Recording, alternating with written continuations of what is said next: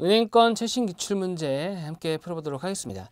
자, 최신 기출 문제는 총 37문제로 구성이 되어 있습니다. 그래서 이 최신 기출 문제 풀이에서는 모든 문제를 풀지는 않을 거고요. 우리 수험생 여러분들이 좀 궁금해하시거나 의미 있는 문제들 위주로 좀 다뤄보도록 하겠습니다.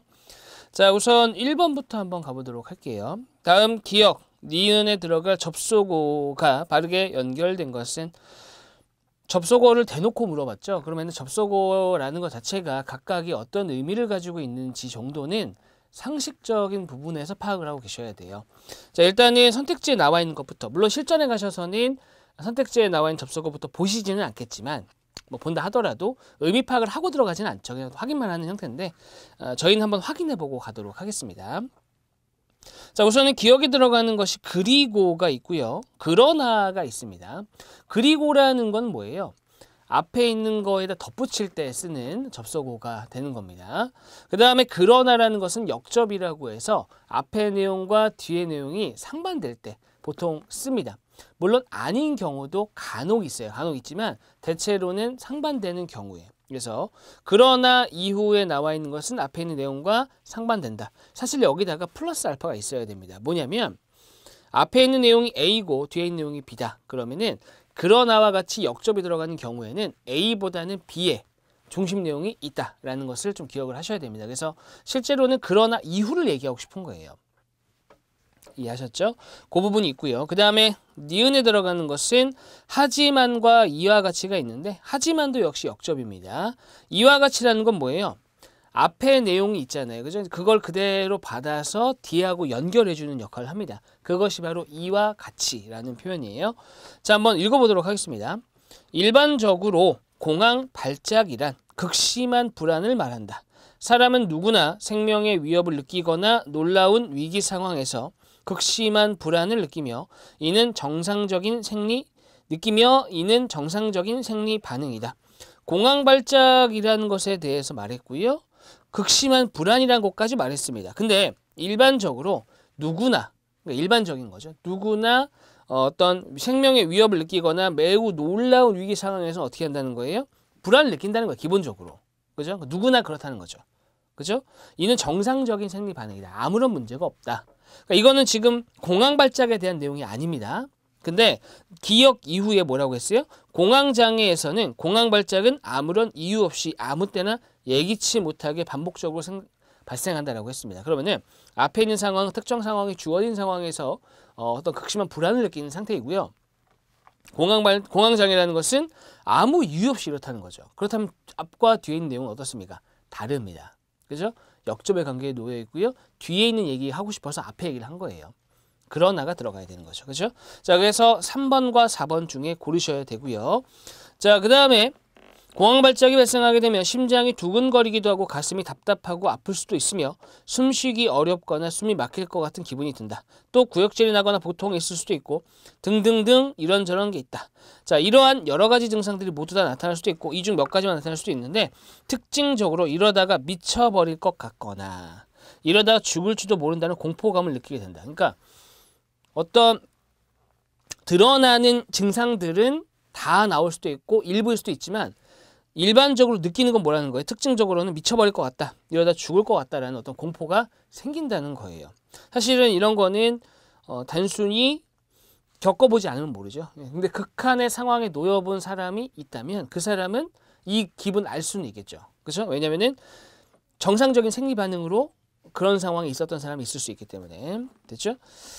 자, 됐습니다. 특별한 위기 상황이나 스트레스 상황이 아닌데도 길을 걷다가 앉아서 수업을 듣다가 자려고 누웠다가 공황 발작이 발생할 수도 있다. 니은 이랬습니다. 예기치 못하게 공황 발작이 나타나게 되면 다음에 또다시 발작이 생길까 걱정하며 본인 나름의 발작 이유나 결과에 대해 생각하며 행동의 변화가 생기게 된다. 실제로 우리가 TV 같은 것을 보더라도 방송 중간에 공황 발작이 발생하는 연예인들을 아주 흔히 보지는 않지만 보이긴 합니다. 그러니까 그 녹화 자체는 어떻게든 마무리하지만 나중에 신병 고백을 하는 경우가 있었죠.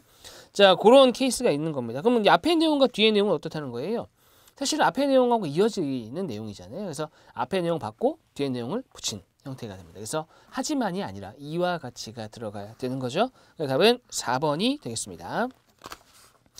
자, 그 다음 넘어가세요. 2번 한번 가보도록 할게요. 중심 내용으로 가장 적절한 것은 이랬습니다.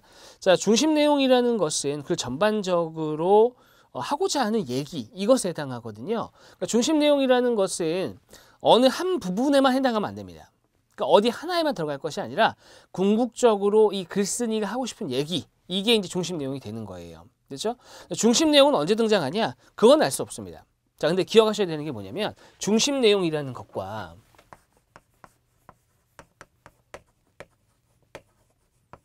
주제나 제목, 자, 얘네들은 뭐 문제마다 중심 내용이 뭐냐, 주제가 뭐냐, 제목이 뭐냐 이렇게 얘기를 하는데, 자, 얘네들은 다 다른 얘기일까요?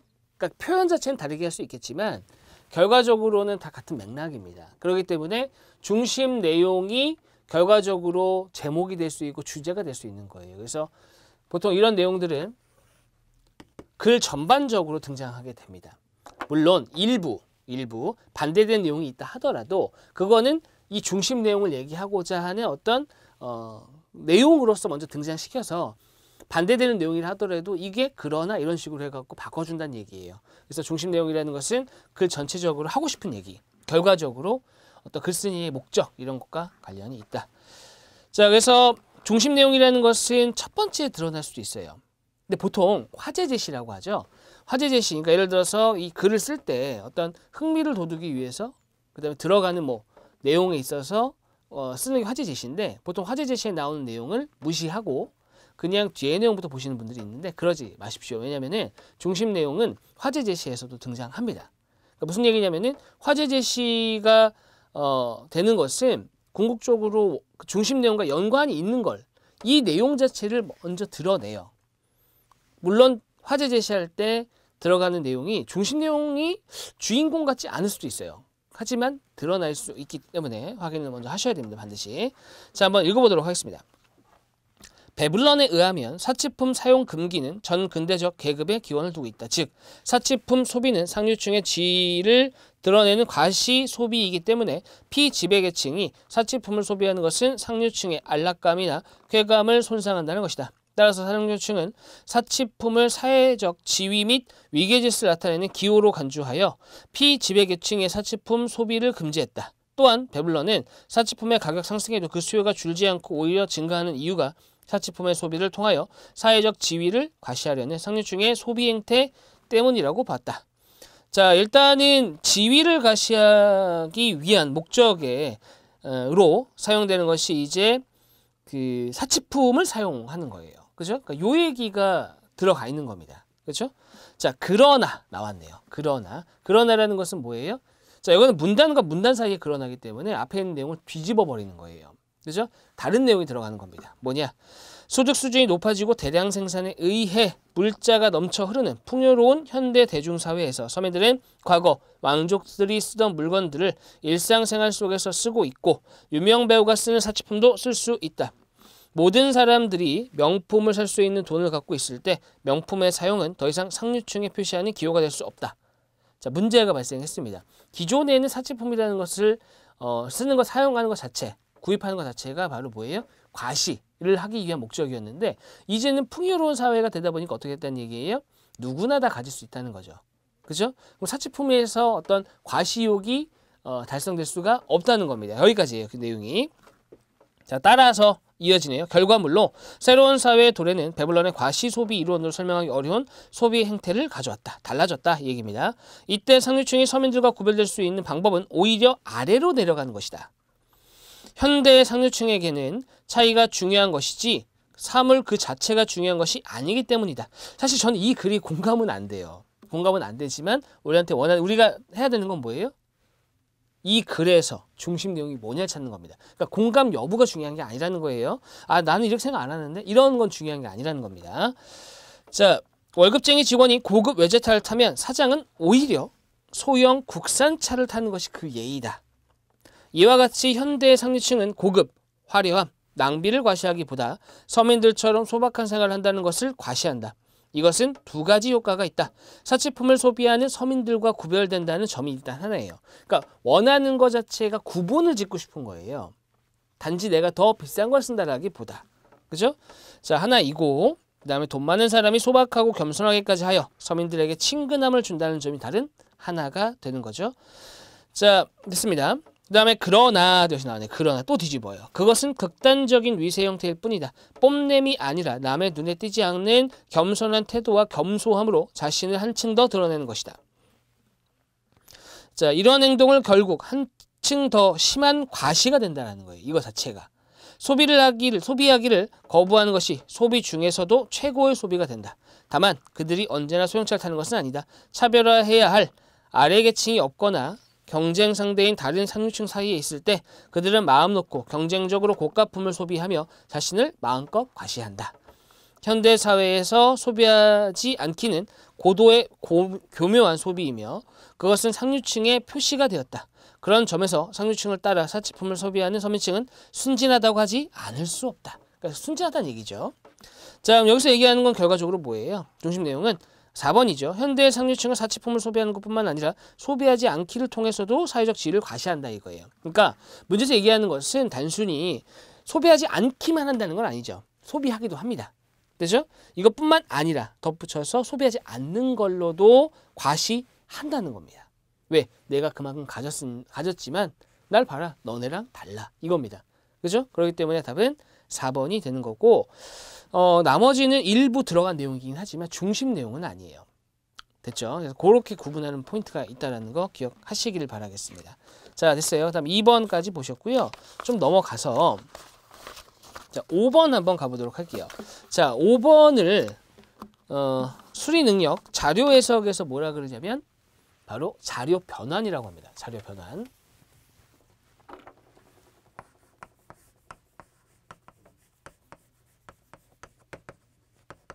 자료 변환이라고 하는데 이 자료 변환이라는 것은 일단 작게 보면 2개, 크게 보면 4개로 나뉘어요. 작게 보는 건 어떻게 나누는 거냐면 주어진 자료가 뭐냐? 실수 자료냐? 그죠? 뭐 양을 나타낸다든지 금액을 나타낸다든지 이런 것들이 바로 실수 자료이고요. 비율 자료, 비중이나 증가율 그래서 이런 것들로 표시가 됐을 수 있어요. 그래서 비율 자료로 줬을 수도 있다. 근데 일단 우리 문제에서는 실수 자료로 줬습니다. 자, 실수 자료는 다시 2가지로 갈려요. 첫 번째는 실수 자료를 실수 그래프로 표현하는 겁니다. 됐죠? 실수 자료를 실수 그래프로 또는 실수 자료를 비율 그래프로 표현하는 경우도 있죠. 마찬가지로 비율 자료를 줬을 때 비율 그래프로 표현하는 경우도 있고요. 실수 그래프로 표현하는 경우도 있어요. 자, 근데 여기서 이제 중요한 포인트는 뭐냐? 실수를 실수로 준다는 것은 일반적으로 2가지 정도로 표현을 하는데 첫 번째는 뭐냐면은 실수를 실수로 줬다. 그럼 확인. 제대로 들어간 거야. 이렇게. 됐죠? 이게 첫 번째예요. 그 다음에 2번째는 뭐냐면은 아주 간단한 계산. 여기서 말하는 간단한 계산이라는 것은 합차를 얘기합니다. 합차. 더하기나 빼기. 이런 것들에 대해서 나왔을 때 어떻게 된다는 거예요? 실수 자료를 실수 그래프로 표현할 때, 자료 변환을 했을 때 보통 이렇게 나온다는 겁니다. 근데 여기서는 답이 안 나오는 건 아니에요. 답이 나올 수도 있어요. 답이 나올 수도 있지만 보통은 아닌 경우가 조금 많다. 그 정도입니다. 그 정도. 자, 그 다음에 실수 자료를 비율로 준다. 자, 요거는 비율화라고 합니다. 비율화. 보통 증가율이거나 비중이거나 이렇게 가는 거거든요. 근데 요거는 결과적으로 어때요? 계산을 해줘야 돼요. 비율이니까 분수 계산이거든요. 그래서 증가율이든지 감소율이든지 비중이든지 항상 기준 양분의 비교하냐. 여기 해서 분수로 들어갑니다. 됐죠? 그래서 계산이 들어가요. 복잡하죠? 됐죠? 자, 그 다음에 비율 자료를 비율로 주는 경우.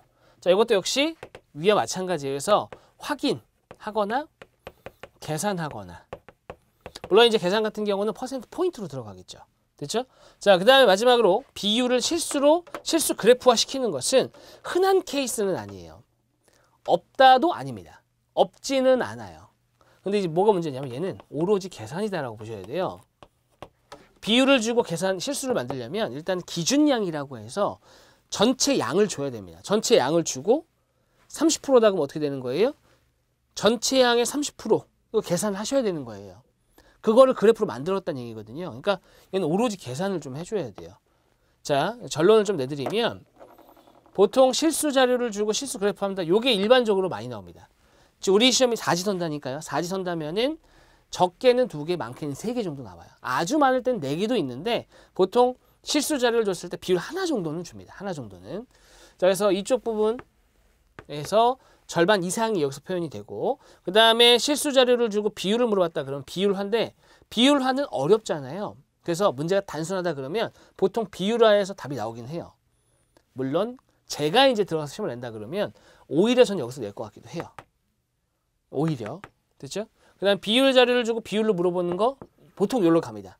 보통. 요거는 흔한 케이스는 아니지만 없는 거는 아니라고요. 됐죠? 이렇게 4가지로 나눠주시고 자료를 딱 봤을 때 아 내가 뭘 해야겠다 라는 생각을 좀 해야 된다는 얘기죠. 그런데 선택지를 보시게 되면 자 1번은 교통사고 수도권 및 수도권 외 지역 발생 건수예요. 그죠? 여기서 수도권이라는 건 뭐예요? 서울, 인천, 경기 지역입니다. 그래서 서울, 인천, 경기 수도권은 조금 흐린 색으로, 그 다음에 수도권 외에는 진한 색으로 구분이 돼 있잖아요. 그죠? 양이 많은 쪽으로 구분이 돼 있고요. 자, 보시게 되면은 서울, 인천, 경기 또 붙어 있습니다.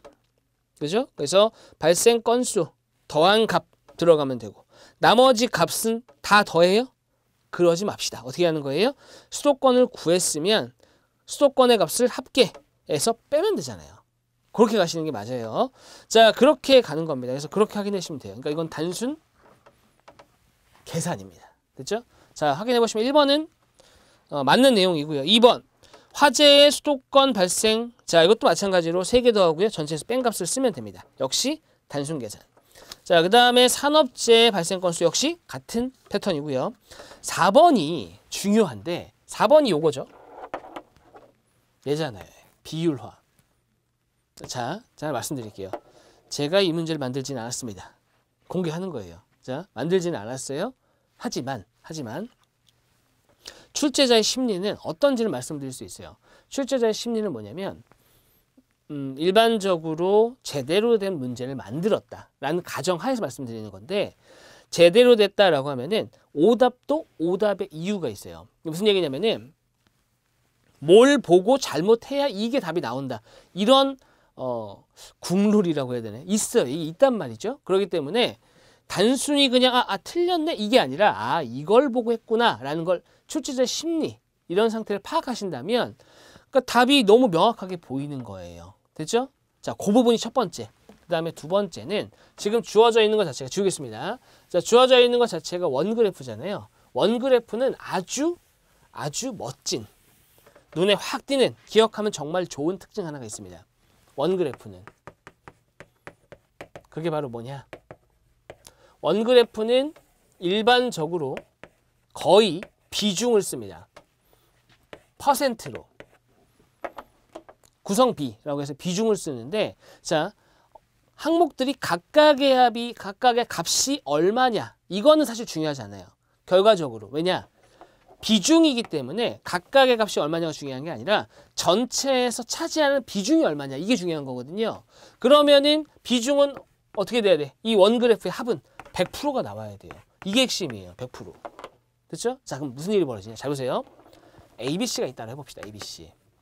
얘네 셋을 다 더해서 100%가 돼야 돼요. 얘가 20%, 얘가 35%, 얘가 45%예요. 자, 이러면 얼마예요? 100%죠. 100%. 자, 근데 여기서 원그래프잖아요. 그러니까 뭔가를 계산을 한 거예요. 원그래프도 비중이니까. 계산을 했는데 예를 들어 이게 맞는데 얘가 25%가 나왔어. 얘는 제대로 나왔어요. 됐죠? 자, 여기가 얼마가 되겠어요? 40%가 돼야 된다. 자, 무슨 얘기하고 싶은 거냐? 하나가 잘못되면요. 하나 이상이 더 잘못돼야 돼요. 즉, 결과적으로 보면 2개 이상이 잘못돼야 돼요. 하나만 잘못됐을 수가 없어요. 왜? 합이 100%이기 때문에. 하나 이상이니까 전체 다 이상할 수도 있고요. 얘하고 얘만 살짝 잘못됐을 수도 있고. 그러니까 무슨 얘기냐면은 일반적으로 그냥 나와 있는 값들이 있잖아요. 이런 경우에는 여러 개 중에 어떤 게 하나만 틀려도 틀린 거야, 자료는. 그러니까 A, B, C, D 4개에 대해서 뭔가를 구했는데 A가 틀리면 전체 A가 틀렸다 그러면 이 선택지는 틀린 거예요. A 맞고 B 맞고 C 맞았는데 D가 틀렸다 이것도 틀린 거죠. 그죠? 그러니까 확인해야 될 게 좀 많아요. 계산을 한다면. 근데 얘는 하나 이상이 틀린다고요. 그러니까 틀리는 게 여러 개예요. 그러니까 단박에 파악을 할 수가 있다는 얘기죠. 이해되셨죠? 자, 그렇게 보는 겁니다. 자, 근데 여기서 피해 금액별 교통사고 화재 산업재해 비중 이랬거든요. 산업재해 비중입니다. 자, 그래서 봐야 되는 것은 뭐냐? 교통사고, 화재, 산업재해 비중. 어디에서? 피해 금액별. 근데 지금 우리한테 주어져 있는 5번에 있는 자료를 보면은 위에 것이 사망자 수고, 밑에 것이 피해 얘기입니다. 결론부터 말씀드리면 여기 나와 있는 교통사고 19.5%, 화재 33.8%, 산업재해 46.7%. 얘네들은 모두 다 뭐예요? 사망자 수 기준이에요. 사망자 수. 사망자 수를 가지고 만들면 이렇게 나와요. 그러면 피해액으로 보면 어떻게 파악해야 되냐? 자, 보세요. 피해액으로 보면 교통사고하고 화재하고 산업재해에서 가장 큰 항목이 뭐예요? 기준량은 똑같아. 얘네 셋을 다 더한 게 기준량입니다. 그러니까 어떤 항목이든지 기준량은 똑같아요. 자, 그 얘기는 무슨 얘기냐면은 이런 겁니다. 자, 교통사고 지금 화재가 33.8%예요. 그죠? 33.8%인데 33.8%가 나올 수가 없어. 왜 나올 수가 없냐면은 교통사고하고 산업재해 피해액에서 교통사고하고 산업재해를 더해도 화재보다 작아요. 그러니까 화재가 이렇게 나오면 안 되지. 그죠? 33.8%면 3분의 1 수준인데 3분의 1 수준이 아니라 절반 이상으로 가야 된다는 얘기죠. 그러니까 애초에 틀린 거예요. 됐죠? 실제로 해보시면 교통사고는 13.3%. 계산은 제가 해봤습니다. 미리. 그 다음에 화재는 67.1%, 그 다음에 산업재해가 19.5%가 돼요. 이해하셨죠? 그래서 캐치 자체는 이걸 또 계산하지 마시고 말이 안 되네. 화재가 1등이어야 되고 절반이 넘는데 왜 이거밖에 없어? 이렇게 해야 된다는 얘기죠. 이해하셨죠? 자, 그렇게 가시면은 이 문제는 그리 어려운 문제가 되는 것은 아닙니다. 자, 됐습니다. 그래서 답은 4번이 되고요. 비율에 좀 포커스 맞춰서 보시는 게 좋다. 이렇게 말씀드릴게요. 자, 그 다음에 6번입니다. 6번이 은행권에서 아주 흔한 문제죠. 아주 흔한 문제.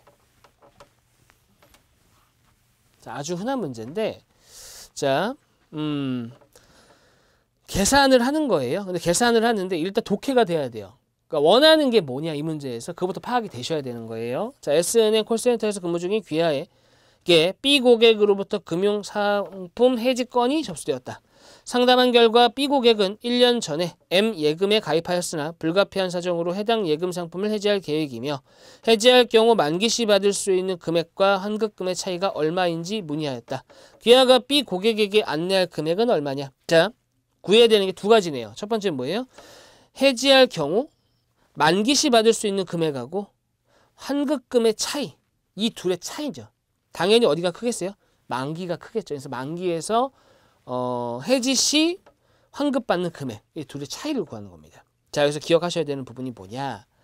뭐 아주 대단한 건 아닌데 기본적으로 만기까지 가든 아니면 불가피하게 중도 해지해서 환급금을 하든 같은 금액 기준으로 가는 거예요. 무슨 얘기냐? 가입 금액은 어찌됐거나 100만 원입니다.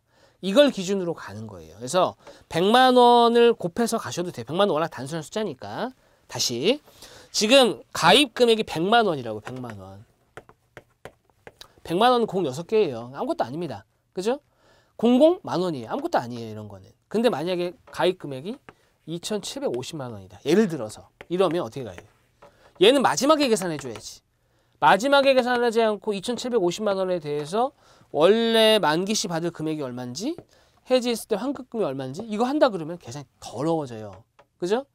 그러니까 얘를 마지막에 계산하셔야 돼. 이런 거는. 얘는 처음부터 해도 안 해도 상관없어요. 얘는 100만 원이니까. 자, 제가 드린 말씀 이해하셨나요? 그러니까 애초에 그 최초의 가입 금액 자체가 복잡하면 2,750만 원을 마지막에 곱하셔도 돼요. 비율끼리 계산하고. 왜냐면 여기에 대해서 하는 거니까. 근데 이건 어떻다는 거예요? 해든 안 해도 똑같아. 오히려 100만 원 곱하는 게 낫죠. 왜냐면은 비율이라는 것은 결과적으로 1보다 작은 값을 곱해주는 거거든요. 숫자가 작아지기 때문에 오히려 그런 경우는 곱하는 게 나아요. 근데 2,750만 원이다. 3,700만 원이다. 복잡해 이러면. 마지막에 해주셔야 된다. 이런 거는. 팁을 드렸어요. 됐죠? 자, 한번 가볼게요 이제.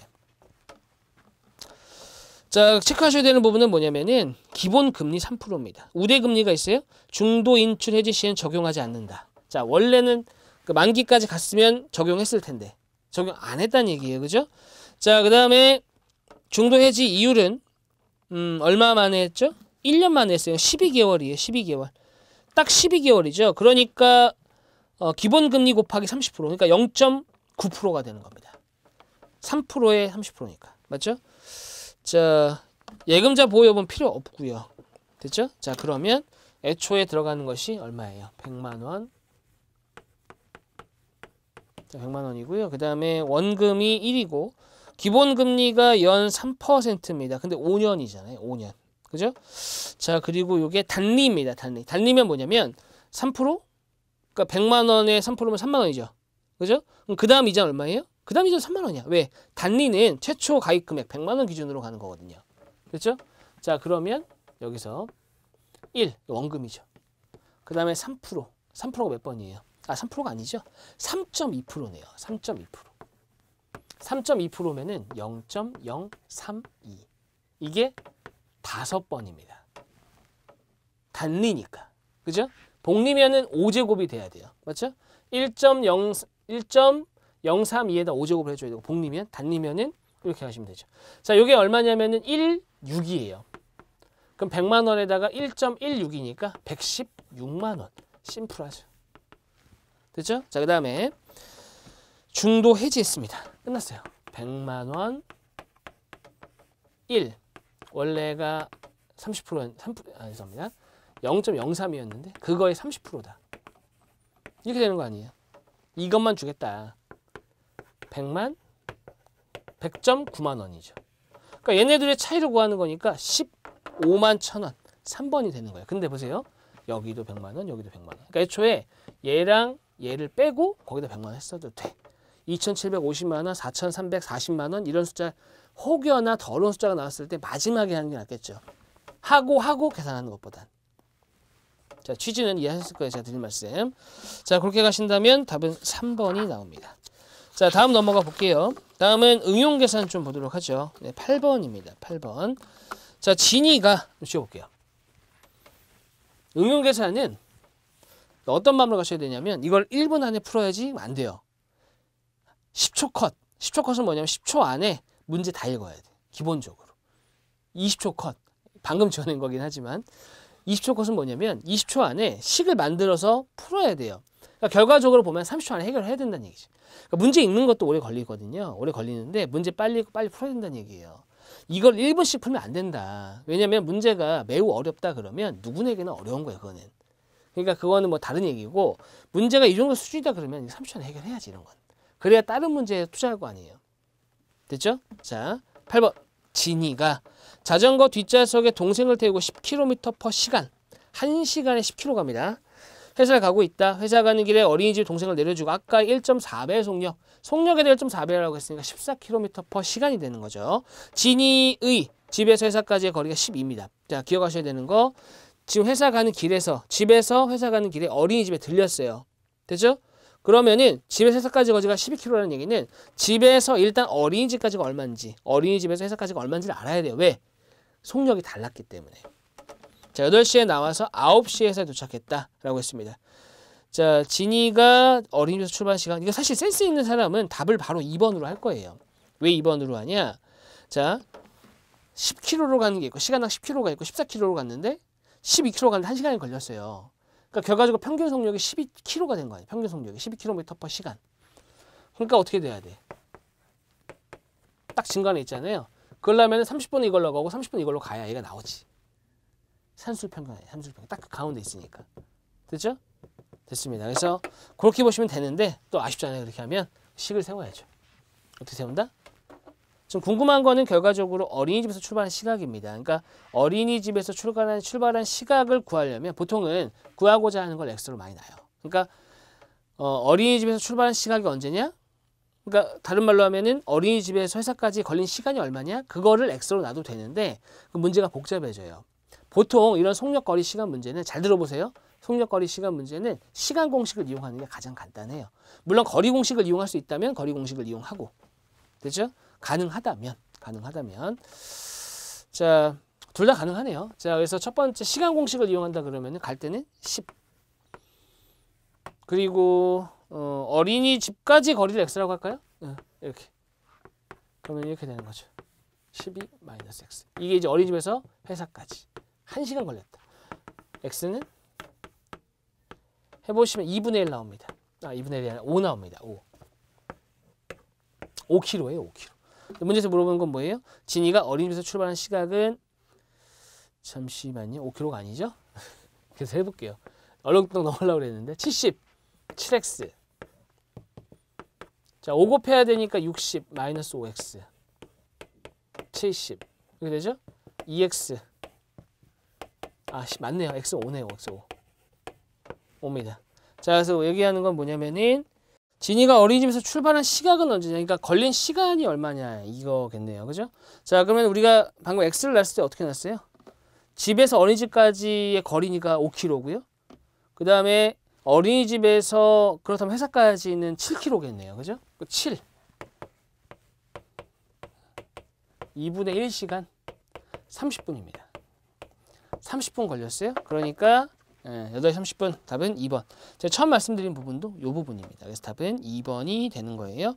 자, 그 다음에 9번 가볼게요. 9번 보시면 자, 유전자 매장의 TV와 냉장고의 판매량의 비율이 3대2. 올해는 13대9로 변했다. 근데 올해 TV와 냉장고의 자, 주의하셔야 되는 거. 총 판매량이 작년보다 10% 증가했어요. 총 판매량이. 자, 올해 냉장고 판매량은 작년보다 몇 % 증가했느냐. 자, 이거는 대원칙. 제가 내세우고 있는 대원칙인데요. 미지수, 개수, 응용계산에서 식의 개수.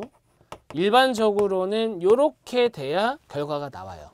근데 식을 더 주는 케이스는 저는 만약에 식을 더 줬다면 좀 이상한 문제라고 봅니다. 왜냐하면 식의 개수가 같아도 해결이 되는데 굳이 더 줄 필요가 있나요? 그러니까 보통은 이렇게 돼요. 근데 문제가 있어. 이렇게 된다. 미지수의 개수가 식의 개수보다 많은 걸 뭐라 그러냐면 부정방정식 이렇게 얘기해요. 왜냐면 부정방정식. 정방정식이 아니다 그래서 부정방정식이에요. 됐죠? 근데 이 대원칙이 하나 있습니다. 뭐냐? 주어진 식은 제한적이에요. 주어진 식은 제한적이죠. 자, 그렇기 때문에 주어진 식을 늘릴 수는 없기 때문에 미지수의 개수를 줄여야 됩니다.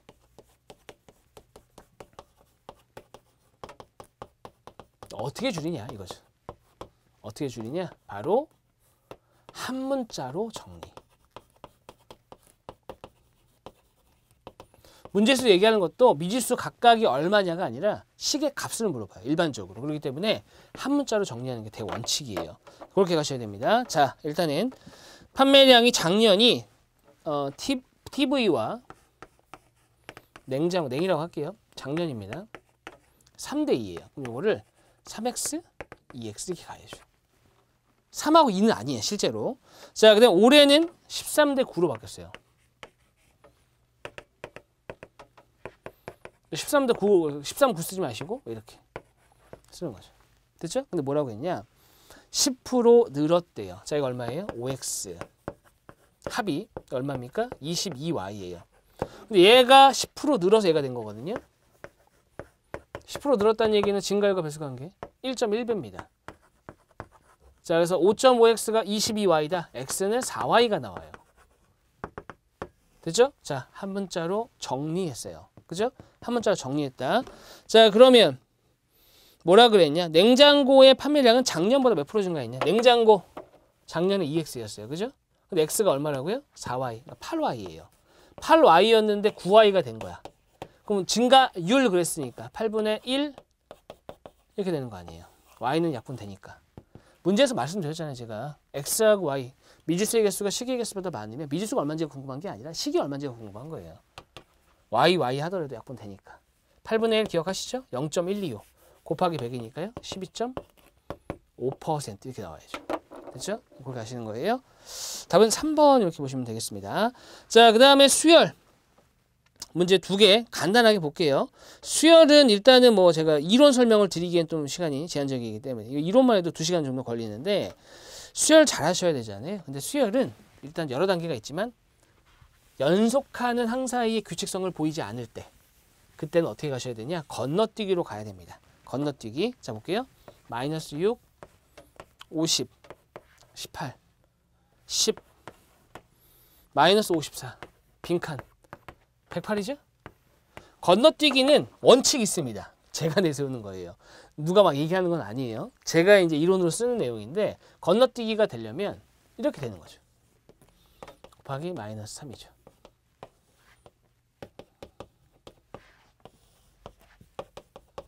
됐죠? 자, 50에서 10이 됐다는 것은 나누기 5. 일 수도 있어요. 그죠? 아니면 뭐일 수도 있죠? 마이너스 40일 수도 있어요. 기타 등등등이에요. 왜냐면 워낙 적게 주어져 있기 때문에. 그죠? 근데 그러한 여러 가지 상황 중에 답이 될 수 있는 거는 하나밖에 없습니다. 자, 이제 제가 건너뛰기 수열에서 어떤 거 말씀드리려고 하냐면 건너뛰기 수열은 얘를 구하는 거잖아요. 얘가 수열인다 이라고 해서 이게 건너뛰기 수열인 게 아니에요. 건너뛰기가 되려면 나머지 건너뛰는 것도 수열이어야 됩니다. 됐죠? 근데 만약에 이런 거죠. 얘 건너뛰기로 해야지 그랬어. 근데 얘는 건너뛰기가 안 돼. 그럼 그거는 건너뛰기가 아닌 거야. 헛다리 짚은 거예요. 이해되셨죠? 자, 그 부분 가져가시기 바랍니다. 해보시면 2가 들어가야겠죠. 마이너스 40은 없죠? 네, 마이너스 40 있었으면은 중복답이에요. 중복답. 마이너스 30. 마이너스 30도 없네요. 그죠? 다행히도. 자, 그 다음에 11번은 특수수열이라고 해서 군수열이라고 하거든요. 이게 뭐냐면 안쪽에 있는 이 세 개의 숫자 있잖아요. 그 세 개의 수 가지고 두 개의 수로 나머지 하나의 수를 만드는 거예요. 됐죠? 보통 더하기, 빼기, 곱하기, 나누기, 지수 이렇게 5가지 중에 사용을 합니다. 자, 8, 5, 2, 10, 3, 6 이렇게 봐야겠네요. 8, 5, 2. 일단 얘를 먼저 볼게요. 10, 3, 6 뭐예요? 여기서 얘 빼고 1 뺀 게 얘죠. 다시 8에서 5 빼고 1 뺀 게 얘라고요. 10에서 3 빼고 6, 3 빼고 1 뺀 게 6이죠. 단순했네요. 그죠? 자, 그래서 7 괄호 2입니다. 7에서 가로 빼고 1 뺀 게 2가 나와야 돼요. 자, 그러면은 괄호에 들어가는 값은 4죠. 네, 답은 4가 되겠습니다. 자, 일단 여기까지 보시고요. 다음 강의에 이어서 또 진행해 보도록 하겠습니다. 수고하셨습니다.